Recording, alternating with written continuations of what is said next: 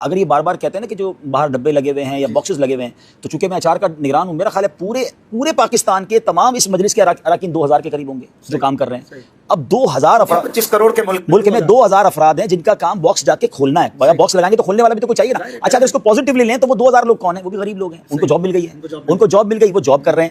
اب دعوت ٹارگیٹ ہوتا ہے کہ باکس نہیں بھرے گا تو آپ کو سیلری ان کا باکس بھرنے سے کوئی تعلق نہیں ہے، ان کو باکس کھولنے سے تعلق ہے. وہ پر باکس جتنا کھولے 10 روپے نکلے یا 1000، ہاں ان کا اتنا ہی، لاکھ روپے پہ زیادہ نہیں ملے گا، کم پہ کم نہیں ملے گا. تو دعوت اسلامی کے 5% امپلائی کا کام چندے کے یہ باکسز وغیرہ لگانا ہے. باقی امپلائیز تو کوئی امام ہے، کوئی مؤذن ہے، کوئی مدرس ہے، کوئی مبلغ ہے، دین کے کام کر رہے ہیں. اب 2000 افراد اگر پوری دعوت اسلامی کے لیے کام کر رہے ہیں تو یہ تو نارمل سی بات ہے. جس تنظیم میں لاکھوں والنٹیئرز ہوں، آپ والنٹیئرلی کام کرتے ہیں، میں الحمدللہ کرتا ہوں، ایسے لاکھوں ہیں.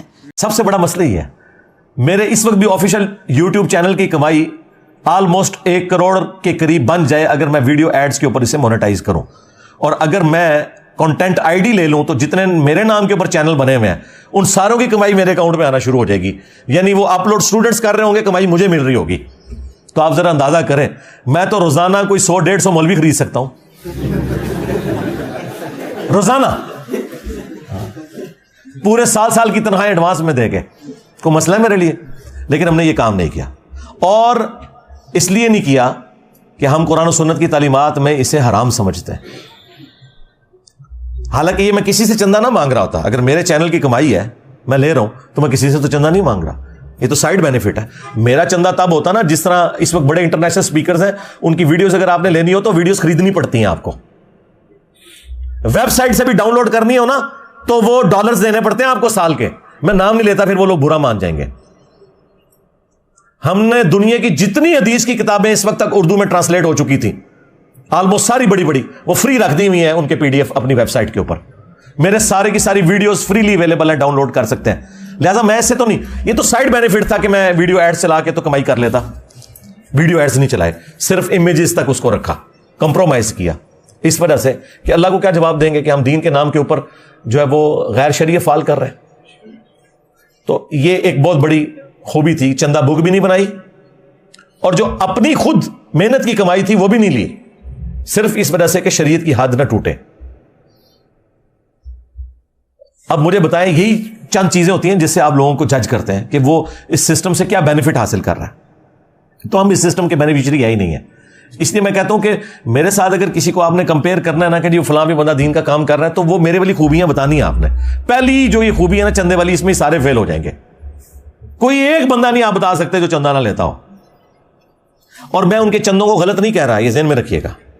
اگر وہ اپنی بیسک نیڈز تک اپنے معاملات کو کرتے ہیں تو ان کا حق ہے. مثلا طارق جمیل صاحب ہزاروں سٹوڈنٹس کو ان کی رہائش سپورٹ کر رہے ہیں، انہیں تعلیم دیتے ہیں.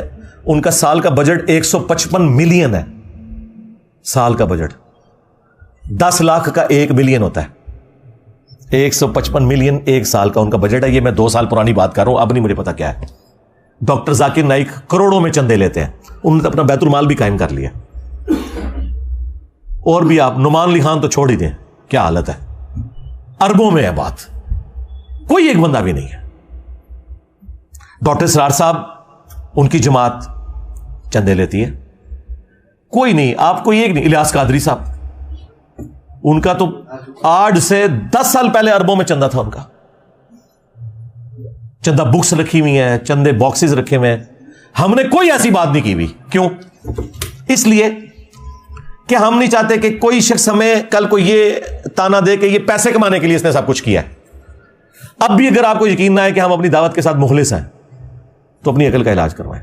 ہاں، اس کے بعد پھر یہ لوگ یہ کہتے ہیں کہ جی اس سے یہود و نصارہ سے، ایجنسی سے فنڈنگ ہوتی ہے. یہود و نصارہ آپ کو یہ کہیں گے کہ قرآن، بخاری اور مسلم پڑھو تو تم ہدایت پا جاؤ گے. ہاں، اور یہود و نصارہ کے ایجنٹ وہ ہیں جو کہتے ہیں قرآن ڈائریکٹ نہ پڑھنا، گمراہ ہو جاؤ گے. ہاں، مجھے بتاؤ، اگر آج کوئی یہودی آ کے آپ کو کہنا قرآن نہیں پڑھنا مسلمانوں، یہ کتاب پڑھ کے انسان گمراہ بھی ہو سکتا ہے، تو ہم پورے ملک کے اندر ریلیاں نکالیں گے اس کے خلاف. اور آپ کا ہر مولوی ممبر پہ آ کے کیا کہہ رہا ہے؟ قرآن ڈائریکٹ نہیں پڑھنا، گمراہ ہو جاؤ گے. ڈائریکٹ بخاری نہیں پڑھنی، گمراہ ہو جاؤ گے. اور آپ کہتے ہیں سبحان اللہ، مفتی صاحب نے فرما دیا. یہ ہے یہود و نصارہ کے ایجنٹ. دوسرا، ایجنسیز کی آپ بات کرتے ہیں، چاہے انٹرنیشنل ایجنسی ہو یا اندر کی ایجنسیز ہو. آپ سمجھ سکتے ہیں کہ میرے جیسے آؤٹ اسپوکن بندے کو جو کسی کا لحاظ نہیں کرتا، وہ اس کو پیسے کی بنیاد کے اوپر خرید سکتے ہیں. عمران خان صاحب جب اپنی پیک کے اوپر تھے اور پوری فوج ان کے پیچھے کھڑی تھی، میں اس وقت بھی لحاظ نہیں کرتا تھا ان کی پالیسیز کا، آپ کو پتا ہے. ہاں جہاں مولوی ان کے ساتھ زیادتی کرتے تھے میں دفاع کرتا تھا، لیکن جو فوج کا پالیٹکس میں کردار ہے میں اس وقت کرٹیسائز کرتا تھا. جب عمران خان صاحب اترے تو سارے دم دبا کے بھاگ گئے. ان کے اوپر جب برا وقت آیا تو جو ان کے ساتھ زیادتی ہو رہی تھی یا ان کے ساتھیوں کے ساتھ جو جرم کیا وہ تو الگ بات، اس کو تو کورٹ میں دیکھنے کی ضرورت ہے. تو میں نے آواز بلند کی. آج کسی کی جرت ہے کہ 2 جملے بول دے؟ کدھر ہے طارق جمیل صاحب؟ 9 مئی کے بعد کسی کی جرت ہوئی ہے کہ بولے؟ لیکن میں نے جتنی حق بات تھی وہ دھڑلے سے اسی رات لائیو سیشن میں کی اور بڑوں تک پہنچائی. وہ اس بات کا ثبوت تھی کہ ہمیں کوئی آر نہیں سچائی بیان کرنے میں. ٹھیک ہے، ابھی تو کئی باتیں یار میں اس کو کیمرے میں کرنا نہیں چاہتا ورنہ اور مسئلے کھڑے ہو جائیں گے. تو کسی کی جرت نہیں کہ ایسا کو معاملہ کرے. 1 روپے کے کسی کے روادار نہیں ہے. یہاں ہزاروں، اب تو میں کہہ سکتا ہوں لاکھوں لوگ ہو کے جا چکے ہیں. سب کو ریسرچ پیپرز فری دیے ہیں، سب کو دودھ پتی پلائی ہے فری. جو صبح جلدی آتے ہیں انہیں ناشتہ بھی کرواتے ہیں، سموسے بھی، سب کچھ اپنی جیب سے کرتے ہیں. یہ وہ واحد خانقاہ ہے توحید کی جہاں پر چندے لیے نہیں جاتے بلکہ اپنی جیب سے کھلایا جاتا ہے. ہاں